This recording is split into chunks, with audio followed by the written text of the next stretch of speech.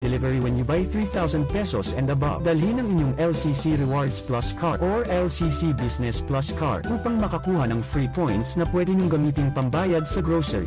Sin ang LCC Asneg Market Caravan on January 29, 30 and 31, 7 a.m. hanggang 6 p.m. sa parking area ng LCC Market Savers Tabaco City. Hatid sa inyo ng LCC Market Savers Tabaco City, ang kapartner nyo sa pag-asenso ng inyong mga negosyo. Joey, matinabang sa kapwa. Joey, ang idolo kan masa. Salseda, dako lang nagibuhan padagos pa ang pagserbi ni Joey, ang satuyang kongresista. Joey, mabuot matinabang. Joey, idol ko si Kong, malalao man tayo si Kong. Joey! Are you looking for a conducive place perfect for your staycation with your family and loved ones? Come and visit Vince Hometel, one of the newest hotels in the city of True Love, with spacious air-conditioned room, hot and cold shower, with wide and secured parking area for your vehicles. Located at Zone 6, Fatima, Tabaco City, near Fatima Port. For inquiries and reservations, please contact 0907-637-6946, or you can drop us a message at our Facebook page, Vince Hometel. Hurry, book now. We are excited to accommodate and assist you. See you there! Vince Hometel, your home away from home. Land Survey, Bergonio, Geomatics and Construction. We worry your worries. We do all kinds of land survey, original survey, relocation, subdivision, consolidation, structural, Bergonio, Geomatics and Construction. Fully computerized from field to finish. Results are accurate, reliable, and fast. We also offer pre-engineering works like route survey, topographic, hydrographic, profile survey, precise leveling, cut plotting, digital mapping, titling services, consultancy, and specialized surveys like RTK, GNSS, and drone mapping. Bergonio, Geomatics and Construction at 189 Riosa Street, Kinale, Tabaco City. Call 052-742-5093, 0906-555-7566, or 0999-577-9577. Bergonio, Geomatics and Construction by Kim Bergonio, geodetic engineer and programmer. Always hire a licensed geodetic engineer. Borsal Nature Spring Resort. Enjoy swimming at the cool and rejuvenating clean spring water and enjoy the view of the majestic Mayon volcano, the fresh breeze flowing from the nearby forest with 2 large swimming pools and a kiddie pool filled with flowing fresh and clear water from the spring. Borsal Nature Spring Resort is powered by both solar energy and hydro energy. It has no brownout and has enough parking spaces to accommodate all types of vehicles. It has big cottages, gazebos and halls, perfect for picnics, family outings, class reunions, wedding reception, and all kinds of parties. Overnight stays at air-conditioned rooms are available whole year round. Borsal Nature Spring Resort open to the public with an enhanced facilities 24 hours a day, 7 days a week. For reservations and inquiries, visit the Borsal Nature Spring Resort Facebook page or please contact at 0912-116-2696 or at 0997-954-9778. Ilabas na ang basura nyo. Truck na hahakot na dito. Mga basurang naipon, lahat ng itatapon. Ilabas ng mahakot ito. Sa bahay at opisina, sa ospital at eskwela, sa palengke, karinderya, mga hotel at kalsada, hinahakot ang basura. Sundin natin ang payo ni Mayor sa kalinisan at kaayusan. Hintayin ang truck ng basura. Huwag po tayong magtapon kung saan-saan. Iayos ang basura nyo na pwede pang pakinabangan. Basurang pinagkukunan ng kabuhayan ng magbobote, dyaryo at bakal. No segregation, no collection. Kung nanhanap mo mga gamit sa baking, food coloring, asin, mga flavoring, mga accessories for cake decorating. Daing problema hanggang sa food catering. Polyware trading, kompleto na barato pa. Polyware trading, garantisado presyong pangmasa. Polyware trading, dai ka nang hahanapon pa. Polyware trading, kompleto na barato pa. Polyware trading, kompleto na barato pa. Polyware Trading, magkukuha sa Santillan Street, Kinalet, Tabaco City with contact number 0927-813-0353. Ini ang Tabaco City's tindugon na radio station. One radio. One radio. One radio. One radio. One radio. One Radio. One radio. Perming tindugon sa impormasyon, asin, musika. Perming nakatutok para sa pagtaoning tultol na serbisyo. One radio. 91.3 News FM. Tindugo na! Tindugo na! Serbisyong tunay. Kasiyahang walang kapantay. Ang kabos ng mga bagay nadadara sa Orola, tamang desisyon sa lambang diskusyon, daing halong duda. Legal sana, legal sana, legal sana ang programang giya sa mga kahapotang kaipuhan nin kasimbagan. Aramon ang mga bagay-bagay sa legal sana, legal sana. Kaiba si Attorney Randy Blanza, legal sana sa One Radio 91.3 News FM. Tindugo na!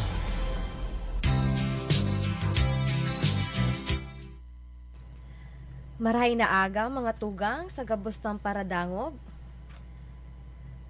Nagbabalik po kita sa programang Legal Sana with Attorney Joyce Amara Bosotros.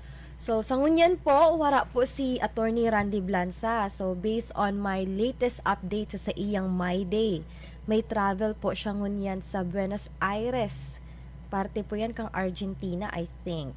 Okay, so wow, sana all talaga pa-travel na lang. Ingat ka po dyan, Attorney Blanza, wherever you are.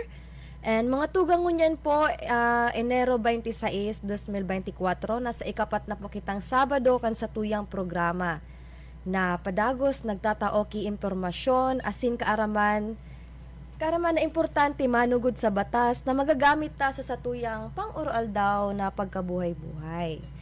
So, bago po ang gabos, lugod ko pong pasalamatan ang One Radio 91.3 FM, Tabaco City, sa padagos pong pagsuporta kang Legal Sana. Siring man po sa satuyang General Manager, Romy Volante, Station Manager, si Ma'am Rosana Osang Bores, and ang satuyang mahiguson na technician na si Sir Luzon Bornasal. Okay. Sa pagkakaaram ko po, dakol po kitang paradangog dyan sa Grand Terminal Cantabaco City. So, maray na aga po sa Indogabos, ma'am, sirs, and sana dakol po kamong pasahero ngunyan. Siring man po sa mga pasahero, mag-ingat po kita sa satuyang biyahe. And sa mga estudyante ko din po, sa mga sa San Jose Community College, nag-chat sindas ako na i-shout out ko daw sila.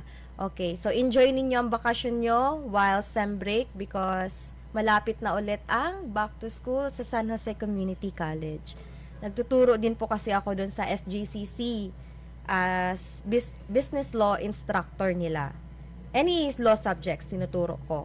Okay, so for today po, pag-uusapan po natin ang topic po natin sa araw na ini ay warrant of arrest. Okay. So, pag nadawag tang warrant of arrest, ang usual issue na na-encounter ta is, valid ba ang warrant of arrest na igdatao sa imo?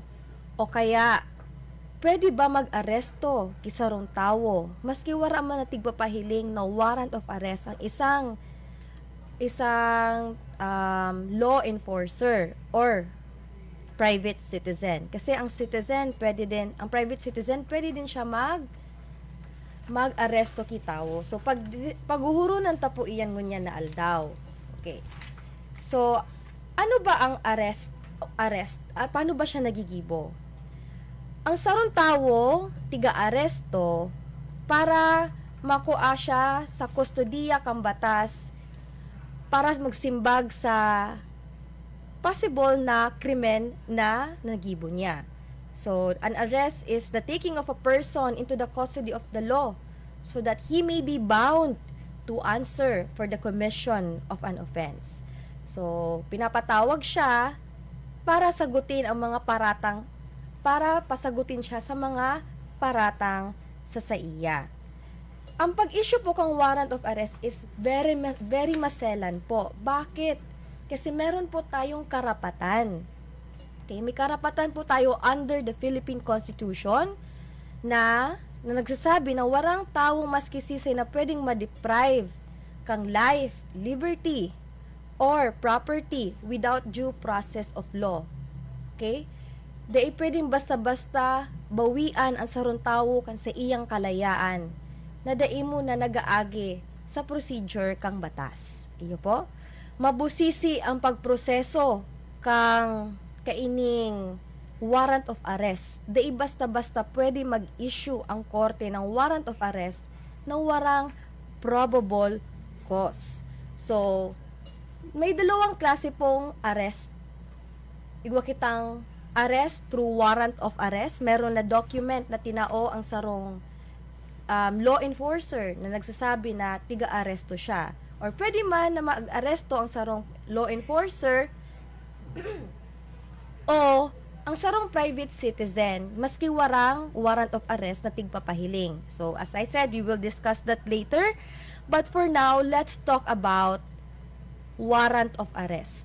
Arrest with warrant of arrest. Ano bang mga requirements para ma-issue ang sarong warrant of arrest?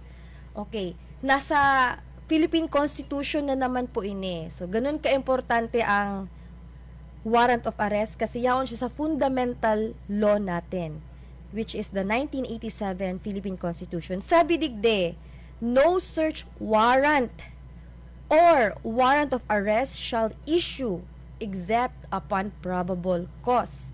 Okay, dahil pwede mag-issue kay warrant of arrest unless igwang probable cause. Ano po ba ining tigsasabing probable cause?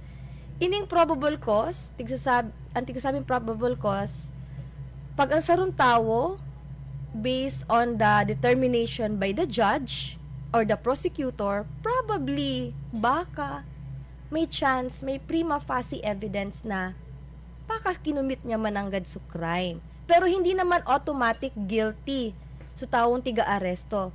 Baka lang, 'di ba? Baka lang po. And kung day po ini na-determine kang judge, day po pwede basta-basta na mag-issue ki warrant of arrest. Paano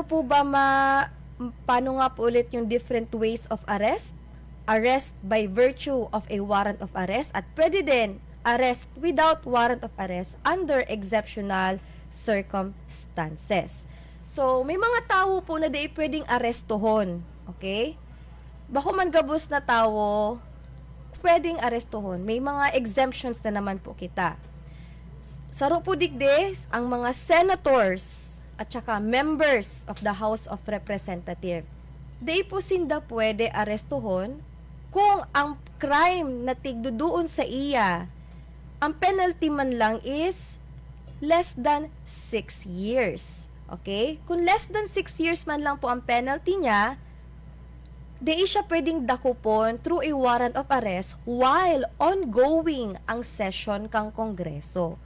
Kung di man ongoing ang session kang Kongreso, pwede siyang arestuhon. Pero, kung ongoing ang session, tapos ang crime na tigdudoon sa iya, ang penalty is reclusion perpetua, arog kang murder, pwede po siya arestuhon ang senator or ang congressman, maski ongoing ang session. Depende po yan sa penalty.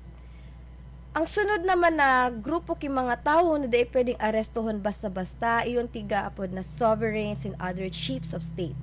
For example, may nagbisita po digde na nagbisita po si USA President si Biden, President Biden. Nag-visit siya, then tig-issuehan siya ki warrant of arrest, baka may kinumit siyang crime digdi sa Philippines, di po siya pwedeng arestohon. Provided if there is a reciprocity. Ano bang reciprocity? Provided na kung yung chief of state natin pumunta din sa ibang bansa, pag nag-commit din yung chief of state natin ng crime, dapat di man siya dakopon. Iyo po, arog po an kaan. Other people not subject to arrest, we have the duly accredited ambassadors, mga ambassadors ng mga embassies, public ministers, and other duly registered domestics. Okay. So, paano po batig... okay, sorry po. I've been having a cough since forever. Kung may tip po kamo dyan, paano mga pamasma tips po, paki-share na lang po nindo sa kuya. Okay, going back. So, paano po ba tiga-aresto ang sarong tao? Okay? Tiga-aresto ang sarong tao by actual restraint of the person arrested. Tigpugulan siya. O kaya, pwede man so arestohon, magboluntaryo na lang siya mag-isubmit ang sa diri ninda sa kustodiya. Day ng hulabu or whatever, basta magdrani na sana po siya. Okay? So, ang sa kuyang student na si John Ernest Midua nagpapagreet. O, pa-shout out daw. Good morning, John Ernest. Pangalawa mo na tong request. Okay. Going back, Ernest, makinig ka ha. Okay. So, wala pong hindi naman po talaga necessary ang violence sa pag-aresto. Unlike sa napapanood natin sa pelikula, na ang daming drama, ang daming nangyayari pag inaaresto ang isang tao. May iyakan, hagulhulan, may barilan. So, kung willing naman po si taong aarestuhin na magpa-aresto, wala na pong violence, just papuntahin na po sa police station. Pero kung madami siyang drama, like nagre-resist siya sa law enforcer, that is the time na pwedeng magkaroon ng strong restraint on the part of the law enforcer. Okay. Once na aresto na po yung isang tao na na-issuehan ng warrant of arrest, ano po ba ang pwedeng kumpiskahin ng alagad ng batas? Okay? So, madami po na pwedeng kumpiskahin. Una, ang tinatawag na objects which are the fruits of the crime. Gaya ng bala or baril or any dangerous possessions on those which may be used as evidence in the case. Na mga kutsilyo, anything in possession. Objects that are also in the possession of the person arrested, even though it is legal. Kahit anong within the possession of the person arrested, pwede po iyan makuha kang alagad kang batas. Pangapat po, mga objects ng subject of the offense or intended to be used in the commission of the crime. For example, hindi pa po nakukumit yung crime, mag-a-attempt pa lang nung nahuli siya. Kung ano man po ang hawak niya na pwedeng gamitin sa pag-commit ng krimen, then pwede po yan kumpiskahin ng alagad ng batas. And also, those things which might be used by the arrested person to commit violence or escape. Kung may sasakyan siyang gamit, ng arestado siya, then pwede po yun makumpiska. Okay? Tandaan nyo po, in a lawful warrant of arrest din, dapat arrest muna bago nyo kunin yung kung ano mang meron sa kanya na gamit or any illegal possessions na meron siya. Pag wala pa pong arrest, then wag muna po kayong magse-search sa kanya. Okay. So, ano naman ang duties ng mga arresting officers, itong mga alagad ng batas? Ano bang dapat nilang gawin pag inarrest nila itong tao? Okay. So, dapat, kung ano man ang command ng warrant of arrest, ang gawin ng mga alagad ng batas is sundin kung ano man ang nakasulat doon at i-deliver yung taong inaresto sa pinakamalapit na police police station. Okay. Now, paano po ba nai-issue ang warrant of arrest? Okay, paano ba siya nilalabas ng judge? Upon the filing of information by the prosecutor, the judge does not need to personally examine the complainant. Okay? Meron po tayong tinatawag na information ng prosecutor. Itong information, isusubmit ito. Ang information nakasulat dito kung sino yung nag-complain, sino yung akusado, at kung anong krimen ang ginawa niya. Naka-attach din po dito yung lahat ng evidences na nagsusupport na probably itong taong inaakusahan ay guilty nitong crime. Tapos based on that information, pwede pong i-determine na lang ni judge kung talaga bang may probable cause na dapat mag-issue na tayo ng warrant of arrest. Okay? Kung merong determination ng judge na probable cause, then mag-i-issue siya ng warrant of arrest. Okay. So, prosecutor lang ba ang pwede mag-apply ng warrant of arrest sa judge? Hindi po. Pwede din pong mag-apply ang alagad ng batas, like ang police, directly sa judge para makapag-issue po tayo ng warrant of arrest. Okay. So, tandaan po natin, sa pag-issue ng warrant of arrest, dapat meron pong probable cause. Probably, ginawa talaga nung akusado yung krimen na inaakusa sa kanya. Pangadua po, dapat personally dinetermine kang judge. So, probable cause. Dapat si judge ang nag-decide na, oh, okay, may probable cause nga talaga. Oh, ganon. Sino po ba ang pwede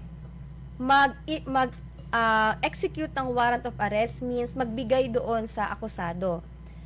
Ang mag-i-issue po nito ay yung head of office ng police station through the efforts of other policemen. Sila po ang maglalapit sa mga akusado para bigyan po sila ng warrant of arrest. Okay?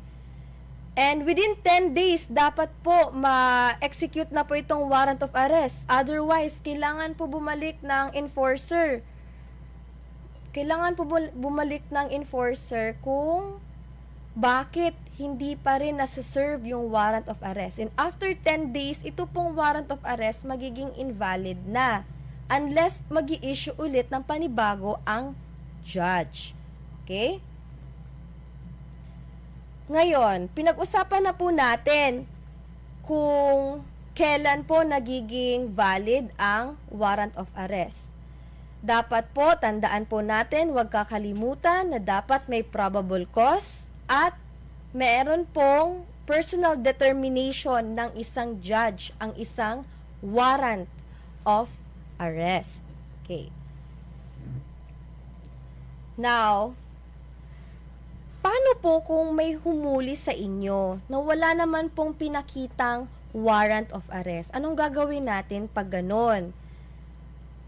Actually, ang mga alagad ng batas, pwede man po sinda magdakop, mag-aresto kang sarong tao, maski dainin dadara sa warrant of arrest, provided na once nadara na sa station sa tawong inaresto, dapat ipahiling na at that time sa warrant of arrest. Pero paano kung wala talaga na warrant of arrest na issued by the judge upon probable cause? Legal ba ang pagdakop or pag-aresto sa sarong tao? Okay. As a general rule po, di po talaga pwede ang mga peace officer or sisay man na private individual mag-aresto ki sarong tao without a warrant. Okay, day pwede. However, meron po kitang exempting circumstances or exemptions where there can be a lawful warrantless arrest. So, lawful siya means legal pa din siya maski po wala ng warrant of arrest. May 3 situations po kita. First, inintigaapod na in flagrante delicto. Ano bang ibig sabihin kang in flagrante delicto? In English, it is translated into caught in the act. So, kung ang sarong tawo or sarong alagad ng batas na witness, nahiling ninda na may sarong krimen na nangyari o mangyayari pa sana or nangyari na witness niya ito with his eyes and ears and probably sense of smell, then the person who witnessed it can arrest. Pwede niyang i-arrest yung taong yon na nag-commit ng crime immediately kahit po walang warrant of arrest. Okay? 3 yan ha. Dapat kinumit na yung crime. O kung hindi pa nakukumit, ikukumit pa lang. Or nakumit na. At dapat personally na witness niya. Okay? This is actually a very common source of issue sa Supreme Court. May sarungani po digding case na nagsakay sana sa police enforcer sa bus. Minaparong sana siya na garop amoy marijuana. Okay, di niya man nahiling, pero napaparong niya, sinusog niya kan dungo niya kung hain itong parong na itong marijuana. Kasi based on his experience, aram niya na ining parong kasi iyan ang trabaho niya. Tapos nahiling niya sa lalaki, may bitbit na bag na may plastic, laog na mga dahon-dahon. Pinoke niya, nahiling niya, marijuana talaga. Then, kahit wala pong warrant of arrest ka ito, su police, pwede niya na pong dakopon immediately. At darahon po sa pinakaharaning police station. Okay?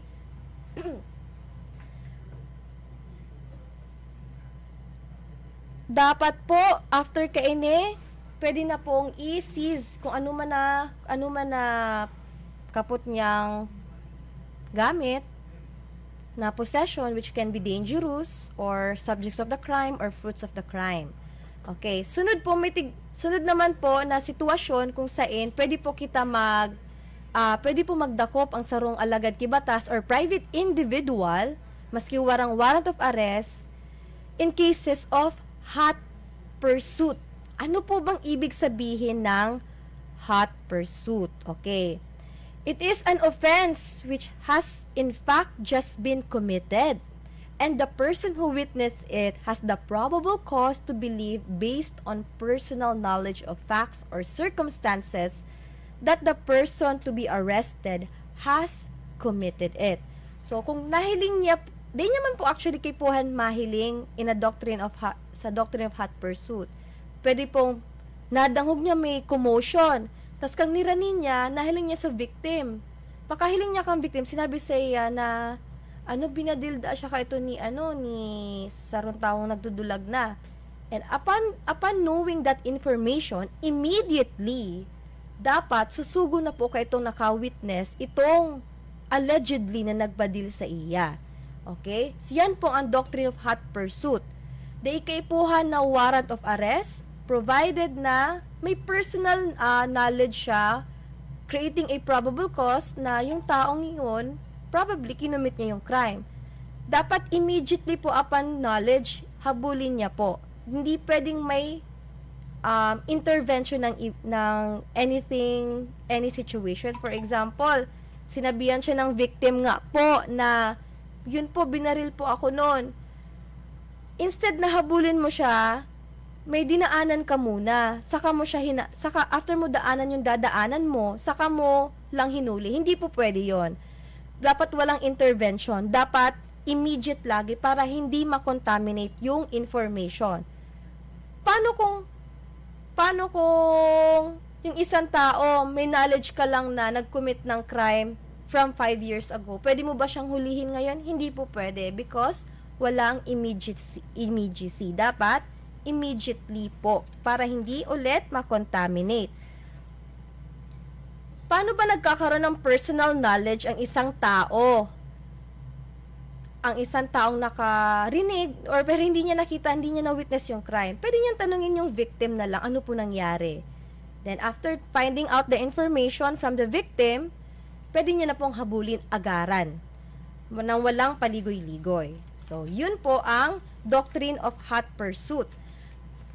Okay, pinag-usapan na natin yung flagrante delicto at doctrine of hot pursuit. Itong dalawa po ang tinatawag na exempting circumstances kung saan pwede po mag-aresto ng isang tao kahit wala pong warrant of arrest. Okay. So, meron po tayong pangatlong sitwasyon called as the evasion of service sentence. Paano kung yung isang tao nakadetain siya, okay, under the custody of the law, or convicted na siya, na nakakulong siya, pero tumakas siya sa kulungan. So, pwede po siyang hulihin at arestuhin ng isang alagad ng batas o kahit po si any private individual. Pwede po silang arestuhin. Meron din pong other exempting circumstances na, for example po, yung bondsman. Okay, may bond sa mga bail po kasi, pwede pong mag-bail ang isang tao through bondsman. At meron po siyang violate yung person on bail sa provision ng bond niya. So in that case, yung bondsman, pwede siyang arestuhin at ilagay po sa kustudiya ng batas o hindi kaya pwede pong mag-utos po si bondsman na ipahuli siya. Okay? And another exempting circumstances where a warrant of arrest is not required is where the accused attempts to leave the country without permission of the court. Kung wala man pong permission si parang tumatakas lang eh. Like, mayaman ka, you are a rich person who can fly easily to abroad. In that case, pwede pong i-arrest po agad ang isang tao. Nasa airport na, nasa immigration area na, then na-determine na may kaso pala siya at nalaman ng meron man nag-tip na aalis siya, pwede na po siyang arestuhin. Okay. So, those are the modes of arresting persons. It can either be with a warrant of arrest or it can be conducted legally without a warrant of arrest provided na masunod yung mga exempting circumstances na binanggit ko. Oo. So, ano po magiging epekto kung illegal yung aresto? Okay? Magiging illegal ang aresto. There are several cases po kung kailan man consider na illegal. Pag walang probable cause, pag wala naman na ginawang crime yung isang tao, then the arrest can be considered as illegal. Ano po ang dapat gawin ng isang akusado kung illegal ang aresto? So, the objection to the illegality of the arrest must be raised before arraignment. Ano po ba yung arraignment? Ito po yung first hearing po sa isang criminal case, okay? Ang arraignment po, mag-enter na po ng plea yung akusado whether he is guilty or not guilty. Okay, dapat po kung kine-question mo po yung sa yung aresto, bago pa man po ikaw mag-enter ng plea, i-raise mo na po yung issue ng illegality of arrest. Otherwise, kung nagawa nyo po yung i-raise yung issue ng illegality of arrest after na po ng arraignment, then you are deemed to have waived as the accused in this case and has voluntarily submitted yourself within the jurisdiction of the court. Okay?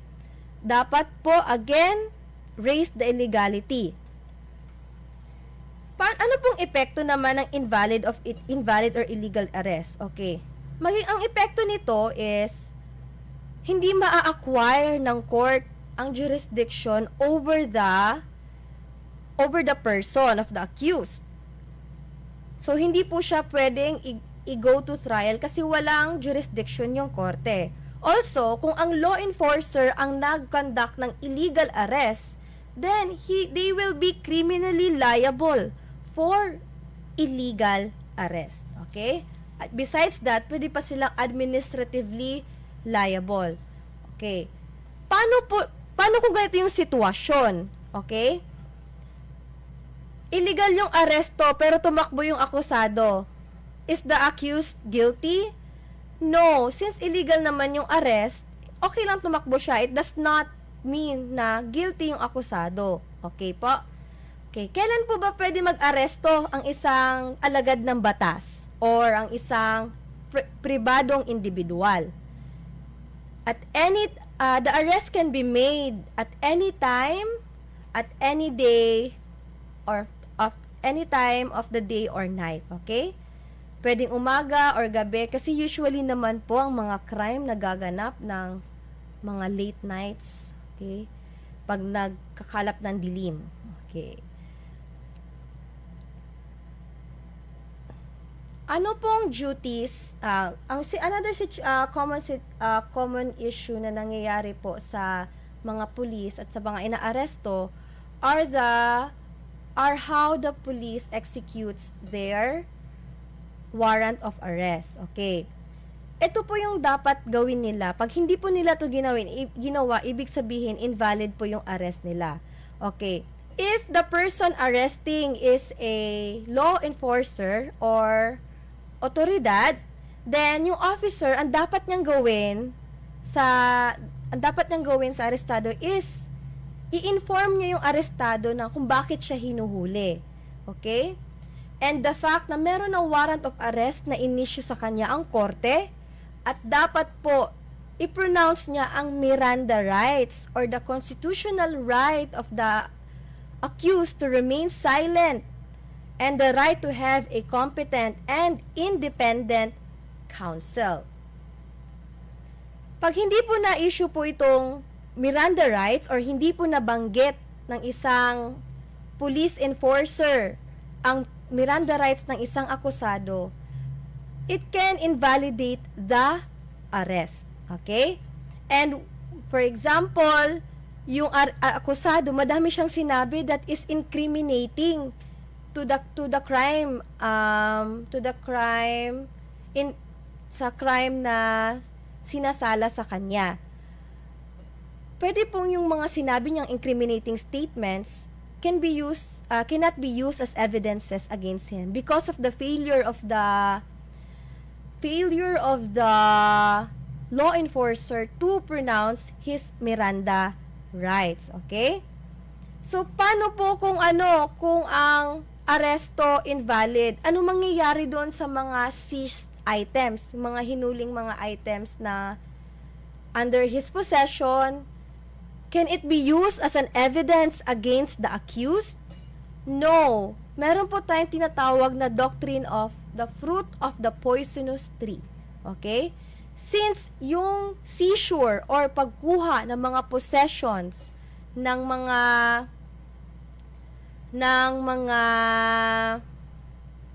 police ay through an illegal arrest, whatever proceeds na makuha, hindi po siya pwedeng gamitin, okay, as evidence against the accused. Bawal po iyon.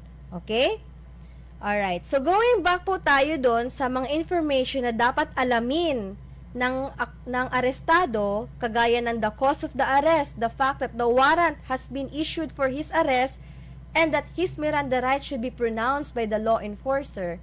May mga sitwasyon po na hindi kayang sabihin itong mga impormasyon na ito sa arestado. Bakit? Kasi it can imperil the life of the law enforcer in cases where the arrested person forcibly resist before the officer. Ayaw niya magpa-aresto or tumakas siya or kung bibigyan pa ng opportunity si peace officer to pronounce these rights, it will imperil his life. Okay? These are the exempting situations where the method of arrest of the officer by virtue of warrant need not be followed. Okay. Paano naman po kung wala naman pong warrant of arrest? Paano ba siya huhulihin? So, simple lang po. Ang gagawin lang po ng officer is mag-inform lang po ng authority na huhulihin niya at kung bakit siya huhulihin. Except, of course, kung yung mga sitwasyon po na would endanger the arresting officers. Okay. Tandaan nyo din po, pwede din po mag-aresto ang isang private or pribado na individual. Paano ba siya uhulihin ng private individual? In case of lawful warrantless arrest where there is a flagrante delicto or hot pursuit or nakatakas lang sa penal establishment si akusado, then pwede siyang hulihin ni private individual. Paano ba siya uhulihin? Sasabihin lang po ng private individual ng interest niya na arestuhin siya. Arestuhin yung dapat aarestuhin and the cost of the arrest, okay? Except in cases where it will endanger the person who will conduct the arrest, okay? Alright, so after the person arrested is taken to the police station, ang taong ito, ang advice ko na lang sa kanila is to remain silent, okay? You have the right to remain silent, and if there's something you want to say to the law enforcer, sabihin niyo na muna sa abogado ninyo, because anything that you say can be used against you, especially if nabasahan ka na ng Miranda rights, and regardless of those, you still chose to incriminate yourself, okay? Ano po bang mga karapatan? Okay, karapatan ng mga taong arestado. So, under na po ito ng Republic Act 7438. So, there are 4 rights of the accused. First is the right to be assisted by counsel at all times. Dapat po meron po kayong attorney. Kung hindi nyo po afford ang attorney, then the government will provide you with one. Okay? Second, the right to remain silent. Okay. Pag nandun na po kayo sa custody of the law, okay lang po na kahit wag muna kayo magsalita, kahit ang dami pong tinatanong ng pulis sa inyo. Okay? Meron po nitong Supreme Court ruling na kung saan yung isang akusado, pinili niya talagang manahimik during custodial investigation. At sabi naman ng prosecutor na his silence is equivalent to his guilt. Pero binaliktad to ng Supreme Court. Sabi ng Supreme Court, hindi porket hindi nagsasalita ang akusado ay guilty na siya. Because nasa basic Bill of Rights to ng bawat Pilipino na we all have the right to remain silent, okay? Third, ito naman ang pangatlong karapatan ng isang taong akusado o arestado. So, the right to be informed of his rights, okay? Kailangan po siyang ipaalam ng kanyang mga karapatan, and the right to be visited by the immediate members of his family. Pwede po siyang bisitahin ng kanyang kapamilya or ng kanyang attorney or any non-governmental organization, national or international. Okay. Paano po kung walang lawyer si akusado or arestado during the custodial investigation? Okay. Kung wala po ang presence ng lawyer, then anything na sinabi po ni akusado cannot be used against him, okay? Unless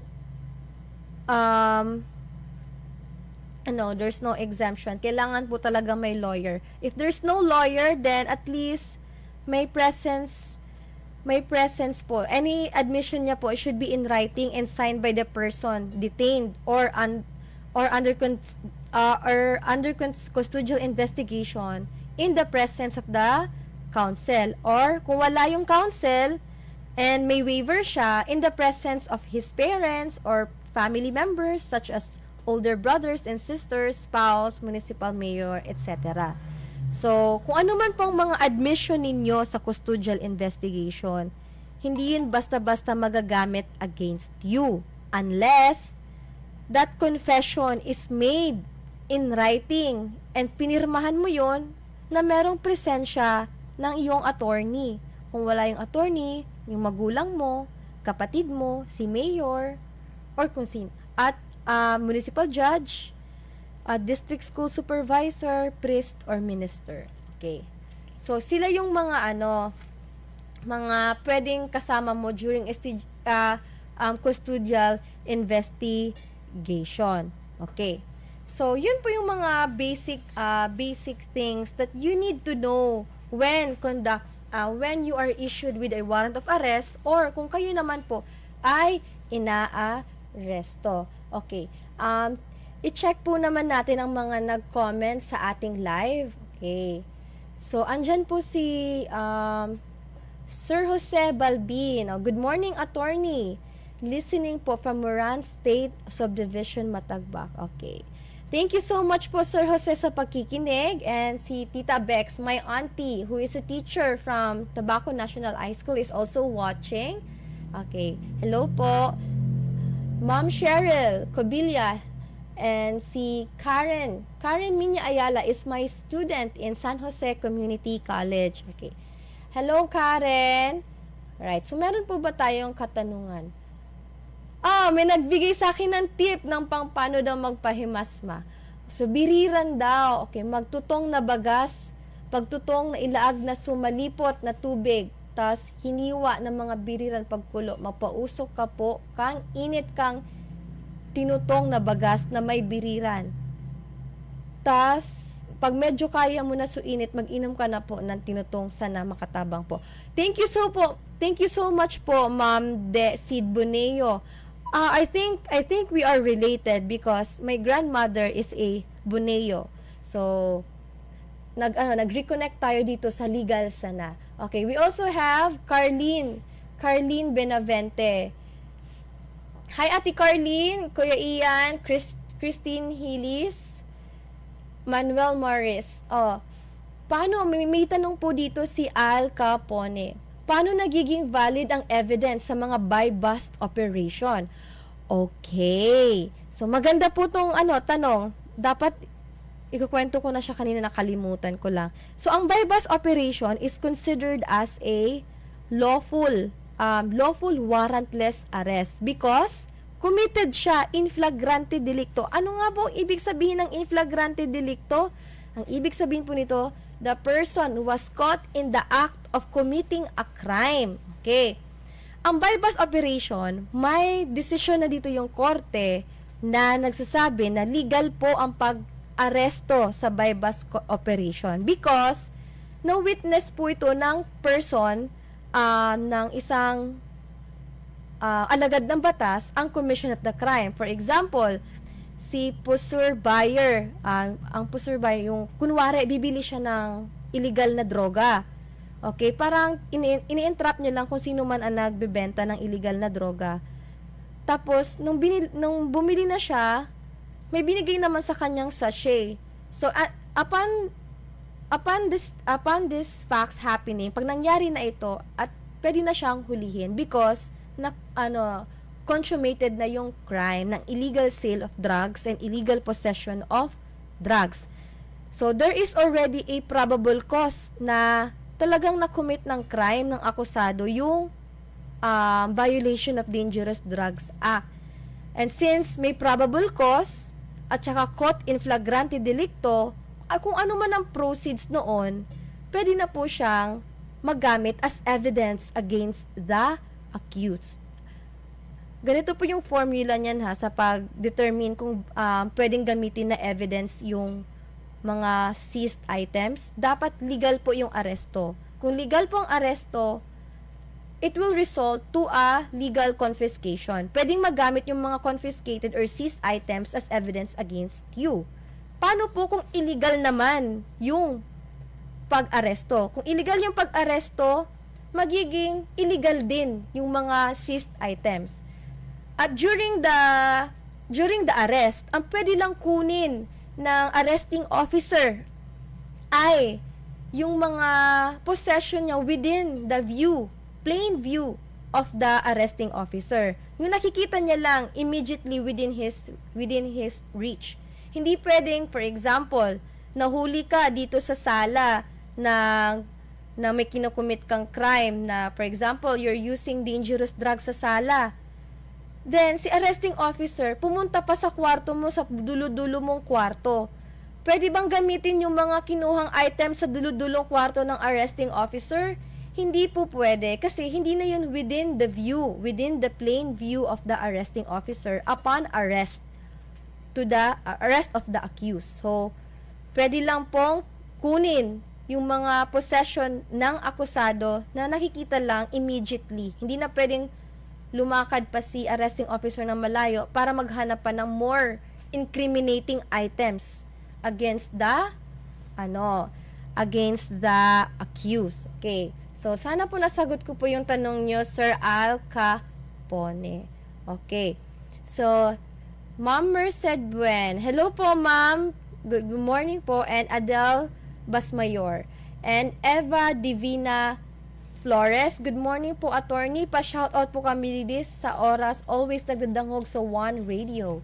Alright. Thank you so much, Ma'am Eva, sa pagdangog kang samuyang programa. Sana po makatabang po. Pero hopefully, I hope na wala pong ma-issuean sa indong warrant of arrest. Okay?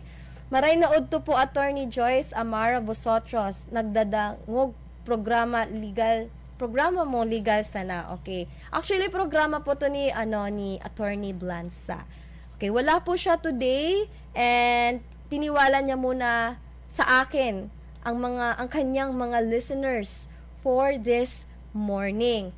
Okay. So may maran pa po kayong katanungan tungkol sa warrant of arrest. Okay? Okay, good morning, Sir Ian Brotamonte. Pinsan ko pala to, si Kuya Ian. Good morning, Kuya Ian. Okay. Pag ano po pala, while we still have some time, pag na-issuehan po kayo ng warrant of arrest, make sure nyo lang po na tanungin nyo muna kung meron po ba kayong warrant of arrest. Tingnan nyo po yung warrant of arrest kung signed by the judge. Kasi, based on my experience, uso kasi dito sa tabako yung mga patakot na, may warrant of arrest ngayong ibababa ngayon sa'yo, may mga threats. Okay, wag po kayo maniniwala basta-basta sa mga threats. Hintayin nyo kung may pupunta po sa inyo na alagad ng batas. Pag pumunta, tanungin nyo kung bakit kayo aarestuhin, anong basihan. Kung wala naman silang basihan, di wag kayo magpapahuli. Or sa tingin mo, may kinumit kang crime, my suggestion din is to submit yourself to the court, okay? Huwag nyo pong tatakbuhan yung warrant of arrest ninyo kasi palalakihin nyo lang po yung problema. Pag pumasok na po kayo sa kustodiya ng batas, pwede po kayong matulungan na kung paano po kung sa tingin nyo na-commit nyo yung krimen, paano mapababa yung sistensya at paano magkaroon ng probation. Pwede kayong mag-undergo na probation para hindi na po kayo ma-detain. So, madami pong pwedeng gawin provided po na you surrender yourself to the custody of the law. But if you don't surrender yourself, then the court cannot help you. Okay? Ang criminal law po natin, ang purpose po niya is not to avenge the victims, but to reform the accused. Okay? Para mabigyan kayo ng bagong buhay. So, yun po yung purpose niya. Okay. Good morning po, Sir Dan Bonafe. Okay, I hope you're doing well, Sir Dan. And Ma'am Cid Buneo, hello po. Sain po, attorney ang law office mo. Salamat po. Ang law office ko po, yaon po dyan sa Panal, Tabaco City. Sa tapat po ng PITA, katabi po ng Wiltec Motorcycle Parts and Accessories. Okay, we only have 3 minutes left. Grabe ang ikli ng oras. Sabi nga ni Attorney Blanza, we should try our best to maximize our time na makapag-educate. And one of my advocacy talaga in my life is to, inform, ipaalam sa mga tao kung ano yung mga karapatan nila, kung anong dapat na legal na gawin nila sa iba-ibang sitwasyon. So, dako lamang pong pasalamat ko kay Attorney Blanza na tinawan niya akong opportunity para magibo ko ini sa kong life advocacy. Okay. So, shout out po sa kuyang mga estudyante giraray sa San Jose Community College. And I hope you're ready for your back to school meeting with me. So, ako ang magiging teacher nyo ba? Ako bang magiging teacher nyo next semester? Hopefully so. Kasi minsan kasi nag-separation anxiety ako sa students ko. Every time magbabago ng semester, nami-miss ko sila yung mga dati kong students kahit minsan pasaway. Pero most of the time, mabubuti naman ang mga estudyante ng San Jose Community College. Okay. So, bago po ako sa Indo magpaaram, gusto ko pong i-greet po ang sakuyang magayunon asin mahiguso na secretary kan sakuyang opisina, si Rufa May Buendia. And may naghihiling po akong number 1 fan. Shout out kay Mark Norwin Bernilia na naghihiling asin nagdadangog sa kuya ngunyan. Salamat sa imong suporta since 2017. Okay. Maray na udto sa imong Attorney Joyce. Pa-shout out kami sa Hunop. Okay. Hello po sa mga taga-Hunop. Maray na aga po sa Indo Gabos. And sana po, dakul po kamong naokudan ngunyan sa kuya. Manugod po sa issuance kang warrant of arrest at kung arin nagiging valid ang sarong aresto na maski warang warrant of arrest. Okay. Good morning, Attorney Joyce. Pwede po magtanong, Attorney. Ask ko po kung saan pwede mag-file small claims. Taga-tabako ako. Yung gusto ipa-small claims ay taga-daet po. Actually, it's upon your choice niya naman po kung saan nyo gusto is-file yung small claims. Pwede po dito sa tabako. Pwede din po doon sa daet. Okay lang po. Kung saan po kayo komportable. Kung sa daet po kasi mas madali, siguro I recommend din sa daet para mas madali ma-reach yung taong or masomon yung taong yung taong ipapa-small claims nyo. Kasi baka dito sa tabako medyo matagal mag-summon pero probably sa Camarines Sur, saan bang daet? Camarines Norte. Okay, sa Cam Norte po mas mabilis po kung doon na po mismo kayo sa kung saan po nakatira yung kakasuhan mo po ng small claims. Ako baga Attorney Idol Taka. Thank you so much po, Sir Jimwell. Anyway po, so sad that I have to say goodbye for now. And magkita-kita or hindi pa rin magkikita-kita kasi radyo pala to. Okay, pa-shoutout man po rin sa Malilipot sa mga nagsubaybay po sa imo. Shoutout po sa mga taga Malilipot. Ako po ay tubong Malilipot. Naka-star po ako dyan sa may simbahan. Okay? Alright, so that will be all for this morning. Thank you so much po sa pagdangog. Salamat po One Radio 91.3 FM sa lideres ni Sir Romy Volante and sa tuyang station manager na si Ma'am Osang Bores and sa tuyang technician si Sir Luzon. Thank you so much po and see you po giraray sa Sabado para sa susunod na episode na Legal Sana and by the time yaw na po hopefully di ko para mag-schedule ni Attorney Blanza and hopefully that time yaw na po si Attorney Blanza. Maraming salamat po. Ba't ang batas natin pantay-pantay, walang mahirap mayaman? Bakit marami ang nagdurusang mga walang kasalanan?